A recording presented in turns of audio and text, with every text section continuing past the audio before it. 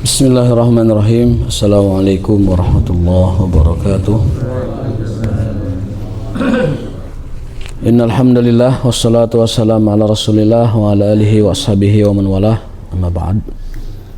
Allahumma subhanaka la ilma lana illa ma 'allamtana wa 'allimna ma yanfa'una wa zidna ilman. Rabbana atina fid dunya hasanah wa fil akhirati hasanah wa qina adzabannar.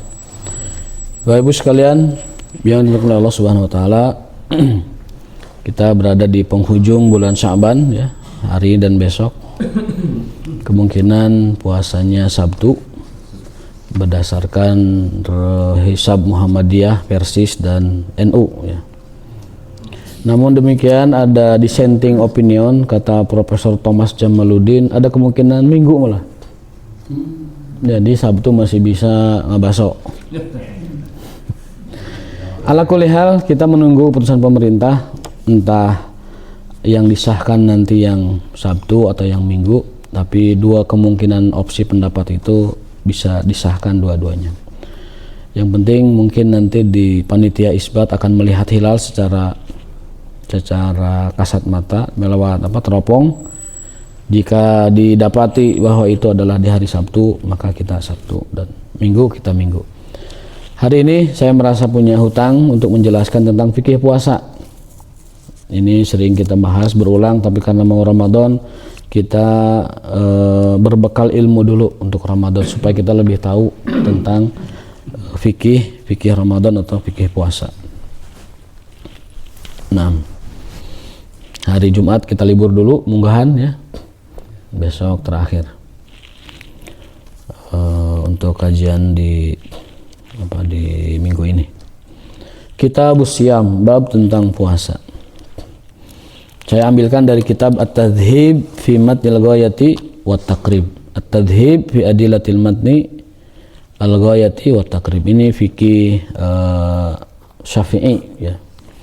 Kitab fikih di kalangan madhab Syafi'i sebagai kitab yang mempermudah kita untuk menyimpulkan, memahami dan menjelaskan kitab Al-Ghayah wa Taqrib. Jadi ada kitab yang mempermudah, kitab itu namanya At-Tadhhib. Mudah-mudahan kita bisa istifadah, mengambil manfaat yang banyak dari kitab ini. Amin ya rabbal alamin. Saum secara bahasa adalah menahan diri, dan secara istilah menahan diri dari yang membatalkan puasa dari fajar subuh sampai azan maghrib. Adapun syarat diwajibkannya puasa itu ada 4. 1, Muslim. Jangan suruh orang non muslim puasa. Di tengah jalan ada orang muslim, kamu puasa, nggak bisa. Muslim itu syarat wajib dan syarat sahnya. Yang kedua, balig. Balig itu ditandai dengan tumbuh rambut kemaluan. Itu tanda balig yang paling utama. Untuk wanita, haid, mengalami haid ya.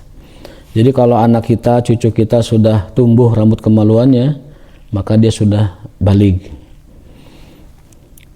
Adapun tanda-tanda yang lain seperti suaranya tambah gember ya, atau suaranya pecah, atau dampal suku ngajebragan, bukan itu mah. Atau pinggulnya semakin membentuk, bukan, itu bukan tanda balig ya. Atau zakunnya muncul, ini apa? Itu bukan tanda balik. Kumis bukan. Tanda balik yang menurut syariah itu adalah imbatu natfi, yakni tumbuhnya rambut kemaluan ya. Jadi al-anat rambut kemaluan itu tumbuh gitu. Kemudian yang kedua bagi wanita itu adalah haid. Namun jika kedua itu tidak ditemukan, maka usia menjadi patokan, yaitu 15 tahun. Disesuaikan dengan kebiasaan anak-anak di tempat tersebut mengalami akil balig ya. Jadi ada tanda utama yang secara fikih, ada tanda yang tambahan ya. Jadi jangan melihat anak balig ketika kumisnya muncul, atau melihat jakunnya membesar, atau mohon maaf pinggangnya membesar bagi wanita. Bukan, itu bukan tanda balig ya. Suaranya gede atau pecah, itu juga bukan tanda balik. Tanda balik secara fikih adalah tadi tumbuhnya rambut kemaluan atau haid atau usia sudah mencapai usia balik. Lalu yang ketiga adalah berakal. Ya, kadek nu gelo udah disuruh puasa. Puasa henteu. Nu nanyana gelo oge berarti. Kalau ada yang orang gila ditanya, itu yang nanyanya juga gila. Al-aql. Jadi orang ketika akalnya tidak sempurna, baik karena gila atau karena pikun atau karena hilang ingatan atau karena pingsan atau karena operasi, mereka tidak wajib puasa dan tidak sah puasanya. Kalau masih ada daya ingat, artinya ketika tidak pikunnya, nah dia mengkodoknya. Misalkan Ramadan itu pikunnya tuh selang sehari gitu. Hari ini pikun, besok sadar, besok pikun, besok sadar. Nah, kalau ada kemampuan silahkan diganti, kalaupun tidak mampu silahkan dengan fidyah. Itu yang ketiga, berakal. Jadi orang yang tidak sedang ada akalnya, mereka tidak wajib puasa. Wal qudratu ala shaum. Yang keempat adalah mampu untuk berpuasa. Kalau tidak mampu, itu tidak wajib puasa. Mereka yang tidak mampu diantaranya adalah orang sakit, orang tua, ibu hamil, ibu menyusui, pekerja yang sangat berat, musafir perjalanan, dan lain sebagainya. Tapi untuk masing-masing ada konsekuensi pengganti untuk ketidakpuasanya itu. Baik dengan fidyah untuk beberapa orang, ataupun dengan mengqadha puasa bagi beberapa orang lain yang memiliki ketidakmampuan untuk berpuasa. Adapun rukun dari puasa itu sendiri dalam fikih Syafi'i ada 4. Rukun puasa itu ada 4. Ada yang membaginya 2, niat dan langsung puasa. Ada yang membaginya 4 secara lebih detail. Rukun puasa yang pertama adalah niat. Kita ikuti saja petunjuk dari kitab ini. Yang pertama adalah niat. Bagi puasa wajib seperti nazar, Ramadan dan juga qadha, maka niat itu harus wajib sudah ada sebelum imsak. Ketika masuk waktu subuh, maka dia sudah harus wajib punya niat. Baik niatnya dilafazkan atau tidak dilafazkan. Gitu. Kalau tidak niat sebelum imsak, maka puasanya batal, tidak sah untuk puasa wajib. Ya. Niat sebulan sekalian. Ada yang berpendapat begitu, tetapi lebih afdolnya per malam. Ya. Kalau saya boleh sarankan dua-duanya, jadi dilapis gitu. Dari awal Ramadan niat saya akan puasa 1 Ramadan penuh, kemudian per malamnya juga dikuatkan, jadi dia punya lapis gitu. Andaikan niat yang per malamnya lupa, sudah ada niat yang sebulan. Kan begitu. Jadi dua-duanya niat boleh dilakukan, bahkan berbarengan pun boleh. Niat 1 bulan, kemudian perharinya diperbaharui niatnya. Mau dilafazkan nawaitu shauma godin atau tidak, itu tidak apa-apa, silahkan. Yang penting ada niat untuk puasa wajib. Maka kalau dia tiba-tiba puasa tanpa niat, puasa wajibnya batal dan tidak sah, mesti dimengqadha di hari yang lain. Berbeda dengan puasa sunnah. Puasa sunnah itu meskipun tidak ada niat, lalu di tengah hari dia berniat puasa karena belum makan, boleh. Puasa sunnah boleh. Bahkan puasa sunnah mah boleh dirangkap-rangkap. Puasa Senin Kamis dengan Syawal boleh dirangkap. Puasa Daud dengan puasa Ayamul Bid boleh dirangkap. Itu ibadah sunnah, berbeda dengan ibadah wajib. Niatnya dirangkap. Niat dirangkap boleh. Bahwa hari ini jadwal saya puasa Senin, tapi juga saya puasa Arafah. Lillahi ta'ala. Boleh dengan bahasa kita, boleh cukup di hati saja. Karena niat hakikatnya tempatnya di hati. An-niyatu mahalluhal qalbu. Niat itu tempatnya di hati. Niat itu di sini. Adapun talafuz dengan melafazkan, kata para ulama, untuk membantu menguatkan hati supaya tidak melenceng. Supaya hati tidak bimbang, tidak ragu. Dijebretkan pakai lisan supaya puguh. Supaya ajag begitu. Namun bagi orang yang sudah ajag niatnya, sudah manteng niatnya tanpa dilafazkan, tanpa disebutkan, itu lebih baik tidak usah disebutkan, cukup diniatkan dalam hati. Seperti sholat misalkan, kalau dalam hatinya sudah manteng bahwa ini sholat asar, ya sudah gitu. Tapi bagi yang kurang manteng atau merasa kurang afdal, dibacakan juga tidak apa-apa, silahkan. sholli fardhul asri 4 rakaatin, silahkan, tidak apa-apa. Namun bagi yang sudah kuat hatinya, niat asarnya kuat, cukup dengan di hati saja. Nah itu untuk puasa wajib, tidak boleh niatnya di tengah jalan tiba-tiba, tapi harus diniatkan sejak pagi ya. Ya. Kemudian yang kedua adalah menahan diri dari makan dan minum. Menahan diri dari makan dan minum, jelas itu mah ya, tidak perlu penjelasan. Yang tentunya yang dimaksud di sini adalah menahan makan dan minum secara disengaja. Ditahan ya, jangan sampai batal makan minum. Yang ketiga ya, menahan diri dari berhubungan badan. Menahan diri dari suami istri ya, di siang Ramadan. Dan yang keempat adalah menahan diri untuk tidak muntah disengaja. Jadi rukun puasa itu ada 4, satu niat, yang kedua menahan diri atau tidak makan tidak minum, yang ketiga tidak berhubungan badan suami istri, yang keempat tidak muntah disengaja. Itu rukun puasa dalam fikih Syafi'i, dalam kitab At-Tadhib. Karena bisa jadi orang ada yang muntahnya itu tidak disengaja, maka itu tidak batal. Di perjalanan muntah itu tidak batal. Tapi kalau sengaja mulutnya dikorek pakai tangan sampai keluar muntah, maka itu batal puasanya. Rukun puasanya gugur ya, sehingga puasanya batal. Walladzi yuftiru bihi shaim asyratu asya. Adapun pembatal puasa, ini perlu diperhatikan, ada 10 ya. Pembatal puasa itu ada 10. Supaya kita tahu di atas ilmu tahunya, tidak hanya kata orang. Nah, cek batur ge teu meunang cenah ngojai mah. Teu meunang hitut dina cai cenah. Atau tidak boleh membasahi kepala di siang hari. Nah, kita akan bahas. Boleh apa tidak ya. Karena Ramadan itu kan setahun sekali, kadang lupa fikihnya. Ya. Ada lagunya kan, Ramadan tiba, itu bagi yang mempersiapkan, tapi yang tidak mempersiapkan tiba-tiba Ramadan. Jadi kaget gitu kan. Ya, harusnya Ramadan tiba, dia tiba-tiba Ramadan, kaget ya kan. Loh, geus puasa deui gitu. Karena dia tidak, atau sibuk tidak menyadari bahwa Ramadan perlu dipersiapkan. 10 pembatal puasa. Yang pertama, ma wasala amdan ilal jauf. Segala apa yang masuk lewat tenggorokan.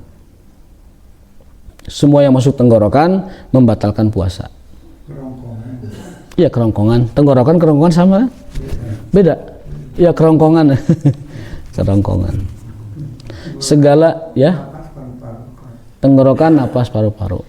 Segala yang masuk kepada kerongkongan. Yang kedua, segala yang masuk ke kepala. Nah, mungkin ini tenggorokan masuk ini. Masuk telinga, kemudian masuk ke saluran ini, masuk asap misalkan kayak rokok itu. Nah, itu membatalkan puasa. Jadi segala apa yang masuk lewat kepala itu membatalkan puasa. Kalau air dikupiak bahasa Sundanya tuh, dicumplang, dikupiak ya. Ke kepala itu tidak apa-apa. Pernah ada Rasulullah SAW mencontohkan ketika panas terik di bulan Ramadan, ambil air lalu disiramkan ke kepalanya. Jadi tidak apa-apa. Siang Ramadan panas terik matahari, ambil air siramkan ke kepala, tidak apa. Karena air itu tidak masuk, air tersebut tidak masuk ke kepala. Jadi boleh hukumnya. Kecuali kalau air tersebut bari diuyup sedikit dua dikit ya, itu batal jelasnya. Yang berikutnya adalah al-huknah fi ahadis sabilain, memasukkan sesuatu ke dua lubang, kubul dan dubur. Yang punya ambeien, mohon maaf, jangan memasukkan obat penetrasi ke duburnya karena membatalkan puasa. Sebaiknya pakai obat yang lain. Kemudian tidak juga memasukkan sesuatu ke dalam kubulnya.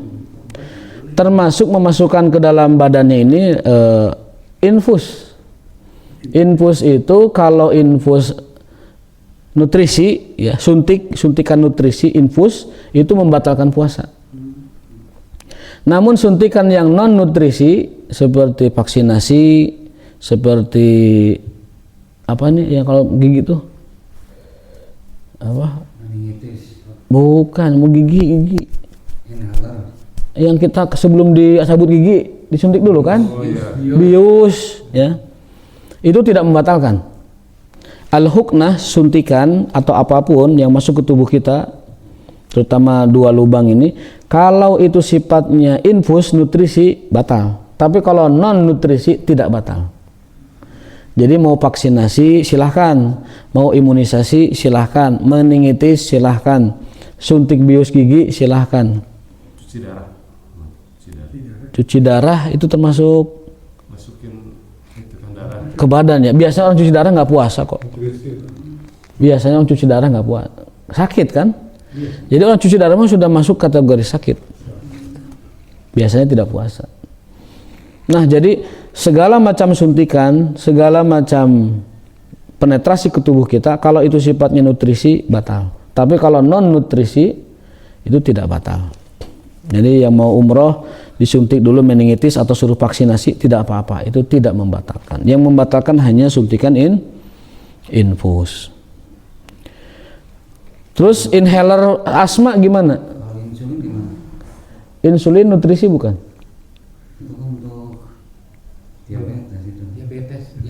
Nutrisi bukan. Kalau nutrisi ya membatalkan. Obat. Harus ditanya ke dokter, itu insulin nutrisi atau obat? Obat. Kalau obat tidak apa-apa, seperti vaksin hukumnya berarti. Iya. Ya kan? Kalau infus jelas-jelas nutrisi dimasukkan kan. Nah. Kemudian inhaler asma boleh tidak? Nah, inhaler asma itu ada 2 pendapat. Pendapat pertama ada yang membatalkan, yang kedua tidak membatalkan. Membatalkan karena masuk kaidah segala sesuatu yang masuk ke tubuh kita. Yang tidak membatalkan dengan kaidah bahwasanya yang dihirup di dalam alat semprot asma itu bukanlah air tapi uap. Dan uap itu kata penelitian hanya 0,01 apa satuannya gitu ya dari yang disemprotkan itu. Jadi sedikit sekali. Ibarat kita menghirup uap kabut di Ciwidey. Jadi tidak batal. Ya, tidak batal. Sekali lagi, inhaler asma, semprotan asma tidak membatalkan. Lalu kaidah kedua ditopang oleh ad-darurat tubihul mahdurat, bahwa sesuatu yang darurat itu membolehkan sesuatu yang dilarang. Jadi karena orang yang punya penyakit asma itu dia khawatirkan kerepotan atau sakitnya lebih parah atau bahkan meninggal dunia, maka dia boleh menghirup semprotan asma bahkan ketika berpuasa. Jadi kesimpulannya, menghirup inhaler asma atau semprotan asma tidak membatalkan puasa. Ya, karena keselamatannya terancam kalau dia tidak menghirup asma. Namun kata para ulama, andaikan bisa ditahan sampai maghrib tidak menghirupnya, itu lebih baik. Kalau ada solusi lain selain semprotan asma, inhaler asma, atau inhaler asma namun dapat ditahan sampai maghrib, itu lebih baik. Gitu. Jadi boleh yang punya asma untuk menghirup inhalernya, itu dia tidak membatalkan. Lalu yang keempat, al-qai'u amdan, yang membatalkan puasa nomor 4 adalah muntah disengaja. Muntah disengaja itu tadi misalkan ingin merasakan sensasi bakso tadi sahur, lalu dia korek-korek, nah itu batal puasanya. Apabila muntahnya di perjalanan atau mabuk angin, mabuk laut, mabuk darat, itu tidak membatalkan. Ya, tidak sengaja tiba-tiba muntah, tidak membatalkan. Ya, tidak membatalkan. Lalu yang kelima yang membatalkan puasa itu adalah wal wad'u amdan fil farji, berhubungan badan suami istri di kemaluan secara disengaja. Hubungan badan suami istri secara disengaja di alat kelamin itu membatalkan. Pertanyaannya, apakah ada hubungan badan yang tidak disengaja? Ada. Pernah saya jelaskan sebelumnya. Barangkali suaminya tidur, dia merasa sedang tidur, istrinya beraksi. Suami nganggapnya dia sedang tidur, padahal itu adalah kenyataan. Maka yang batal itu istrinya, suaminya tidak batal. Atau kebalikan, istrinya sedang tidur, suami yang beraksi. Dan istri menganggap itu dia sedang tidur, padahal itu kenyataan. Maka yang batal adalah suaminya, istrinya tidak batal. Itu yang maksud dengan berhubungan badan disengaja. Kalau dua-duanya tidak sengaja, tapi ini agak mustahil ya. Agak mustahil kalau dua-duanya tidak sengaja. Maka hubungan badan yang tidak disengaja tidak membatalkan puasa. Ngalindur tuh setengah sadar kan? Sadar. Kasus lain, mohon maaf, misalkan ada, mohon maaf ya, perempuan korban perkosaan. Maka itu yang batal itu yang merkosanya. Perempuan itu tidak batal. Karena dia dipaksa, tidak disengaja. Tapi kemungkinan besarnya nggak mungkin pemerkosa itu puasa biasanya. Nggak mungkin biasanya ya. Tapi bisa saja terjadi gitu. Di fikih kan memberi bingkai, memberi hukum supaya jelas bahwa yang membatalkan puasa adalah persetubuhan yang disengaja fil farji di kelamin. Lalu nomor 6, al-inzal an mubasyaratin, mengeluarkan air mani disengaja. Itu membatalkan puasa, baik oleh pasangan maupun oleh sendiri. Itu membatalkan puasa. Adapun kalau air maninya keluar tanpa disengaja, contohnya misalkan lewat mimpi dewasa, mimpi basah, itu tidak membatalkan puasa. Di siang hari Ramadan mimpi basah, puasanya diteruskan, tidak batal. Ya, tidak batal. Tapi kalau disengaja maka itu membatalkan. Meskipun ada pendapat yang menyatakan tidak batal, tapi itu pendapat menurut saya pendapat yang sangat nyeleneh. Meskipun ada, tidak dapat dijadikan sebagai patokan kita berhukum. Patokan kita berhukum adalah jumhur, kebanyakan mayoritas para ulama, dan itu lebih mendekati tujuan dari berpuasa. Karena tujuan dari berpuasa itu kan menahan syahwat, menahan hawa nafsu dari subuh sampai pagi, dari subuh sampai maghrib. Maka berjima dilarang itu kan tujuannya menahan syahwat. Sekarang kalau jimanya dilarang ketika puasa, lalu masturbasinya dibolehkan, itu tidak mendukung dari tujuan puasa kalau begitu. Maka saya katakan pendapat yang membolehkan masturbasi di siang Ramadan tidak membatalkan, itu pendapat yang sangat aneh, nyeleneh, dan menurut saya tidak atau bertentangan dengan tujuan dari berpuasa itu. Sehingga nomor 6 ini kesimpulannya, mengeluarkan sperma disengaja hukumnya batal, baik oleh sendiri maupun oleh pasangan, baik karena sedang bercumbu maupun karena tidak sedang bercumbu. Batal ya. Yang ketujuh adalah haid. Jelas kalau haid. Yang kedelapan nifas. Ya, haid, nifas yang kedelapan. Yang ketujuh junun, majnun, gila. Orang ketika berpuasa tiba-tiba gelo, batal puasanya. Mang gelonya mohon dar gitu. Kalau dia gelo, tapi orang gila biasanya ya ngerti sendiri dia. Yang ke-10 riddah, murtad. Murtad itu otomatis membatalkan puasa. Jangankan puasa, Islam lagi batal. jadi itu 10 pembatal puasa di dalam fikih kita di Indonesia, fikih Syafi'i ya. Mungkin ada pendapat lain, tidak apa-apa, tetapi yang sedang kita sampaikan adalah fikih Syafi'i yang paling lumrah dan paling lazim di negara kita ya, di Indonesia. Kalau ada yang lain, saya tidak mempermasalahkan.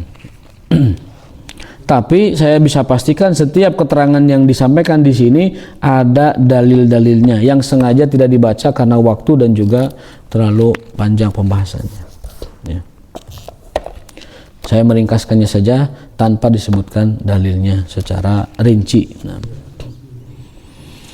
Wa yustahabu fi shaumi salasatu asya. Adapun yang disunahkan ketika berpuasa itu 3 perkara. Yang disunahkan ketika berpuasa itu 3 perkara. Yang pertama adalah menyegerakan berbuka. Di dalam hadis disebutkan orang itu dianggap baik agamanya selama dia tahu bahwa menyegerakan berbuka itu adalah suatu yang afdol. Orang dianggap baik agamanya kalau ketika waktu buka puasa dia segera berbuka. Jangan mengentar-entarkan ya. Itu namanya sok-sokan. Sudah malapar di siang hari buka puasa, antaranya saya udah masih kuat. Enggak boleh, harus membatalkan. Itu adalah keistimewaan dan keafdolan dari ibadah puasa di situ bahkan ya. Menyegerakan berbuka. Dan di antara kesempurnaan berpuasa, sunnah muakkadah ketika puasa adalah mengakhirkan sahur. Jadi sahur teh jangan terlalu malam, jam 2 geus sahur, jam 3 geus sahur. Itu walaupun boleh tetapi tidak mengenai anjuran Rasulullah SAW. Rasulullah SAW menganjurkan bahwa orang yang berpuasa hendaklah dia mengakhirkan sahurnya. Yang kedua ya.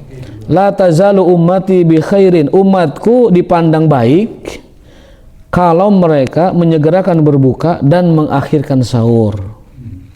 Hadis riwayat Ahmad dalam musnadnya volume 5 nomor 147. Jadi mengakhirkan sahur itu sunnah muakkadah. Bukan harus sunnah mendekati harus akhirkan. Jangan jam 2 udah sahur. Subuh teh lapar lagi. Lalu jam 7 ngarumas, aduh lapar. Nah, sahurnya jam 2 itu udah. Jadi sahur itu yang afdol itu 15 menit sebelum imsak ya. 15 menit sebelum imsak. Setengah jam sebelum imsak itu baru mulai sahur. Jangan terlalu pagi. Biar kita menepati sunnah, menepati anjuran Rasulullah SAW. Yang ketiga, sunnah berpuasa itu adalah tarkul hujri minal kalam, meninggalkan ucapan yang tidak bermanfaat, ngobrol-ngobrol yang tidak bermanfaat. Ketika bulan puasa ngobrolkan misalkan hal-hal yang sama sekali tidak hubungan dengan kemanfaatan, sebaiknya itu ditinggalkan. Ketika Ramadan ya, ketika berpuasa nanti aja ngobrolnya habis taraweh, habis maghrib ya. Lalu berikutnya adalah wa yahrumu siyamu khamsati ayamin, lalu ada disebutkan puasa yang diharamkan. Tadi puasa wajib udah, nazar, qada, Ramadan itu puasa wajib, puasa Ramadan, puasa nazar, puasa qada. Ada lagi 5 puasa yang diharamkan, yaitu Idul Adha, Idul Fitri itu haram berpuasa.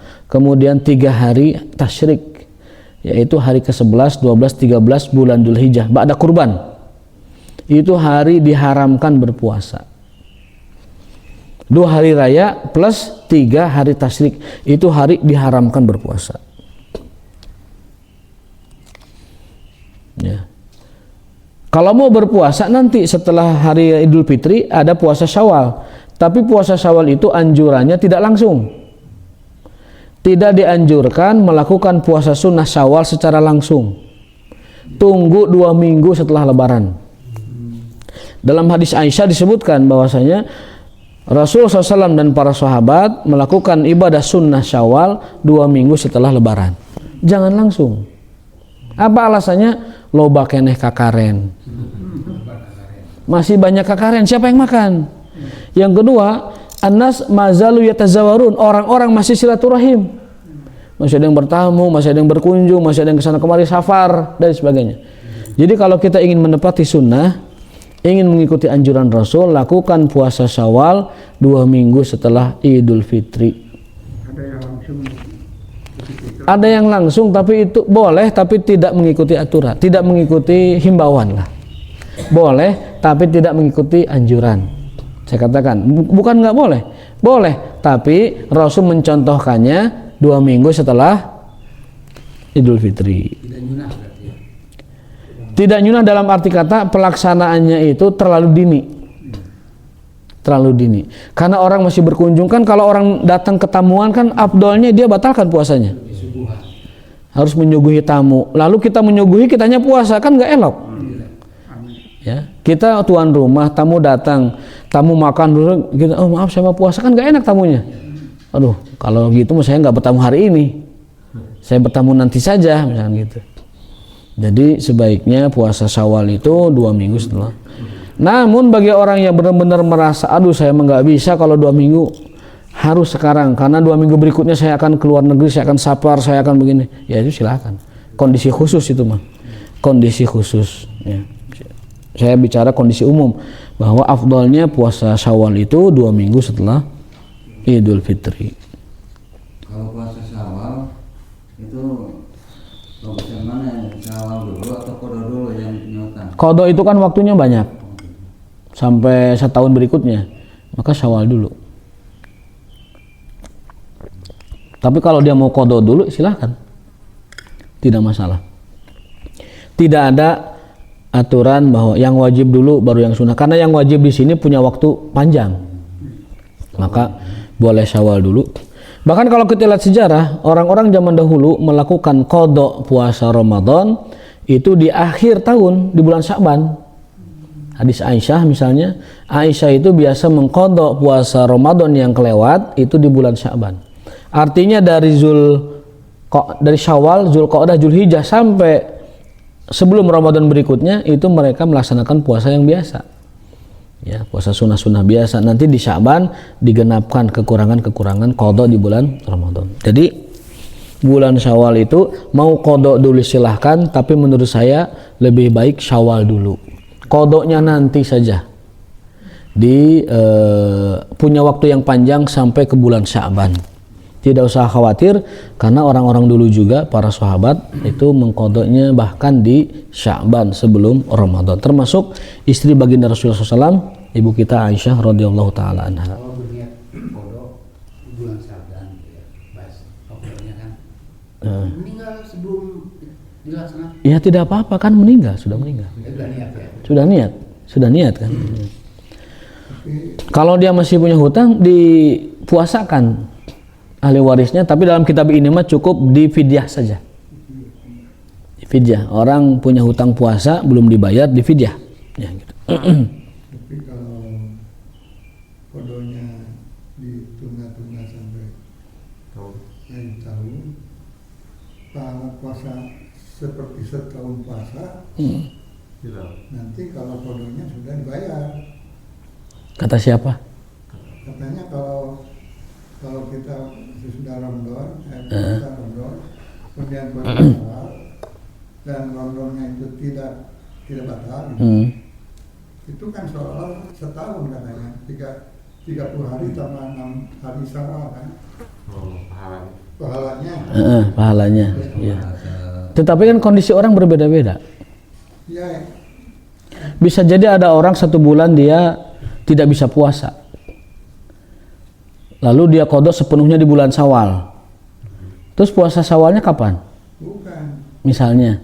Kodonya itu sesudah Syawalnya 6 hari itu sudah dibayar kan.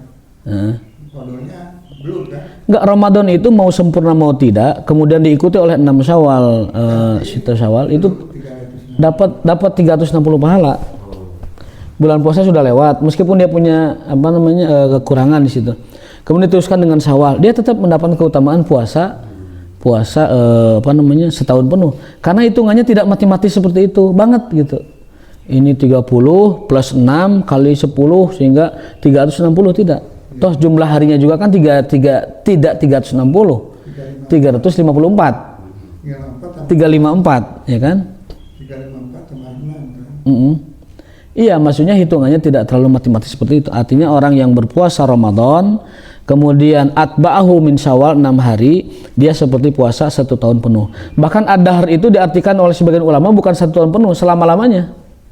Ad-dahru itu zaman, bukan tahun. Jadi ada 2 penafsiran. Ad-dahru yang pertama tafsirannya adalah setahun, ad-dahr yang kedua itu selamanya. Meskipun pendapat yang kuat adalah setahun. Pendapat yang kuat itu setahun. Barang siapa yang puasa Ramadan kemudian diikuti oleh Syawal ya 6 hari, maka dia seperti puasa ad-dahr 1 tahun penuh. Tetapi kadang Ramadannya juga kan tidak selamanya 30. Ada Ramadan yang 29. Ya kan? Jadi hitungannya tidak tidak plek begitu saja. Bagi orang yang punya uzur, di Ramadan, tetap dia mendapatkan keutamaan itu. Jadi andaikan dia di Ramadan hanya dapat puasa 26 hari karena sakit misalkan, kemudian setelah Syawal itu dia mau puasa Syawal dulu, tetap mendapatkan itu, tetap mendapatkan keutamaan itu.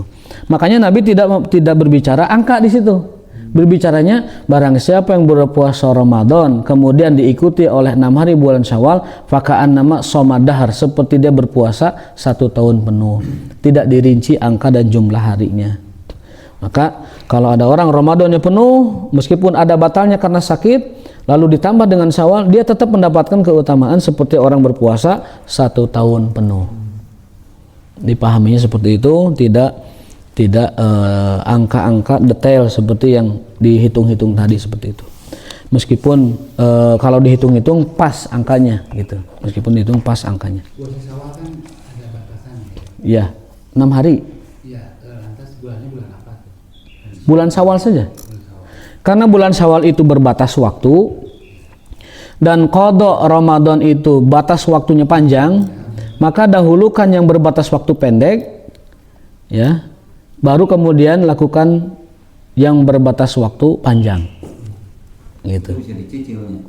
Bisa 6 hari bisa dicicil. Sebagaimana yang penting di bulan Syawal. Jadi bisa di minggu kedua itu 2 hari dulu istirahat, 2 hari lagi istirahat, 2 hari lagi istirahat.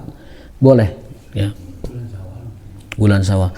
Jadi yang ingin saya sampaikan, tidak ada keharusan kita ini qada dulu baru Syawal.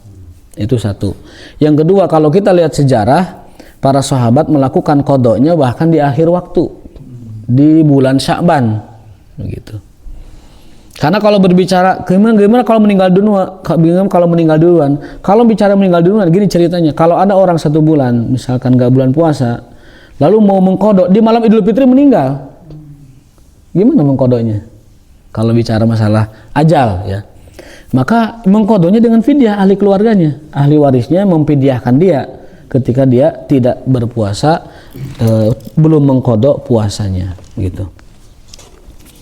Jadi dibuat gampang saja, ya.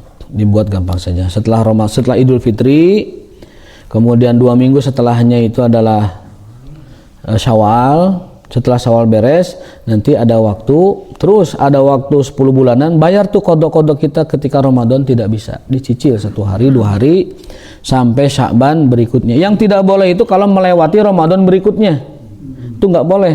Kalau sampai ada melakukan seperti itu orang main-main dengan ibadah, maka kena dendanya plus dengan fidyah. Kalau ada orang sampai melambatkan qada Ramadan ke tahun Ramadan berikutnya, selain dia bayar puasa hutangnya, plus didenda dengan fidyah sebagai bentuk hukuman. Bukan qada yang double, bukan, tapi sebagai hukuman. Supaya dia berkaca diri tahun depan jangan seperti itu lagi, gitu. Yang ketiga, ada puasa makruh. Tadi puasa wajib sudah, puasa haram sudah, puasa makruh. Puasa makruh itu wa yukrahu shaumu yaumi syakki illa an yuwafiqa adatan lahu. Puasa makruh itu adalah puasa yang dilakukan di hari yang diragukan atau meragukan. Ya. Misalkan besok tuh kita belum yakin amat Ramadan, lalu kita puasa. Itu makruh puasanya. Bahkan ada yang mengatakan batal puasanya. Jadi puasa wajib harus sudah memiliki keyakinan bahwa besok saya puasa. Ramadan adalah besok. Jadi sebelum imsak tuh selalu sudah ada pengetahuan yang sempurna dalam pikiran kita bahwa besok benar-benar hari puasa. Jangan sampai kita sudah masuk bulan puasa, di tengah jalan jam 8, jam 9 ragu, hari ini teh hari puasa bukan. Ini teh awal Ramadan bukan. Ya. Kalau masih ada keraguan seperti itu makruh puasanya, bahkan bisa membatalkan. Karena dia tidak memiliki niat yang merupakan rukun pertama ibadah puasa Ramadan. Ya. Kalau rukun pertamanya saja dia tidak sempurna, maka puasanya pun tidak sah dan mengulang lagi di hari berikutnya sebagai qada. Jadi di sini mungkin Pemerintah.